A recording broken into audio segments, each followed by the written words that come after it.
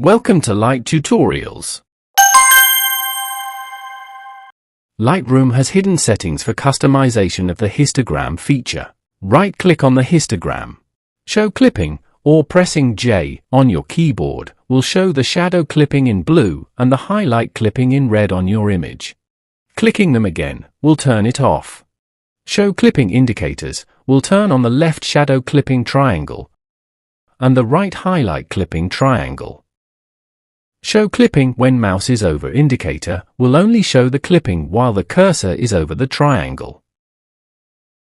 Show info will show the tonal values as per the basic panel sliders for blacks, shadows, exposure, highlights, and whites as you hover over the histogram. The histogram defaults to showing RGB values, red, green, and blue, as you move the cursor around an image.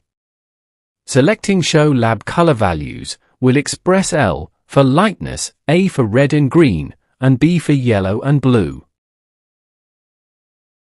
Show Values as Percentages will show the default RGB values as percentages of themselves, namely the R, G, or B value divided by 255.